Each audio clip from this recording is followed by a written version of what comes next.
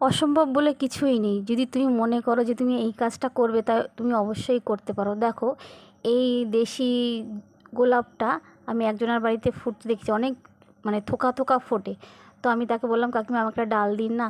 বললো অনেকেই নিয়ে গেছে, কেউ বাঁচাতে পারেনি। তখন আমি বললাম যে দিয়ে দেখুন না, আমি যদি বাঁচাতে পারি। তো আমাকে একটা বেশ মোটাই একটা ডাল দিয়েছিল, কিন্তু যেই মোটা অংশগুলো ছিল আমি পেন্সিল আকারে কেটে নিয়েছিলাম, সেগুলো একটাও বাঁচেনি। সরু সরু দুটো ডাল সুন্দরভাবে দেখো বেঁচে গেছে। এটা আমি মোটা যে বাড়ি তৈরি করা বালি, তার মধ্যে একটা ছোট্ট গ্রো ব্যাগে আমি রেখে দিয়েছিলাম অনেক দিন, আর জল দিতাম নিয়মিত। তো দেখো এই দুটো চারা হয়েছে এবং ফুলও হচ্ছে, আর ভালোই ঝোপালো হচ্ছে। তো সেটা দেখে আমার খুব ভালো লাগছে। এটা হচ্ছে আমরা যে ফুলওয়ালার কাছ থেকে যে মানে তোমার জবা কিনি, সেই জবা। এটা একটা থোকা জবা।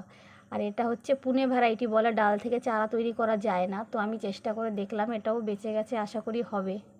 আরও দেখো, এই দেখো, এটা হচ্ছে আমি একটা বড় আমেরিকান জাতের জবা।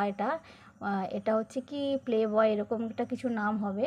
তো তার থেকেও 4টে কাটিং আমি দেখো বাঁচাতে পেরেছি। আর এটা একটা ডবল টগর, ডবল মানে বড় হয় আর খুব সেন্ট এই টগরটা, সেটাও বেঁচেছে। একটা ছোট্ট ডাল এনেছিলাম। তো অসম্ভব বলে কিছুই নেই। তুমি যদি মনে করো যে কিছু তুমি করবে বা নিজের মতন করে চারা তৈরি করবে, করতে পারো। কিছুই না, শুধু একটু যত্ন আর ভালোবাসা দিলেই পারা যায়। দেখো, আর দুটো নিম গাছও টবের মধ্যে লাগিয়েছি। এই যে এই এই জাতটার, এটা অনেক বড় বড়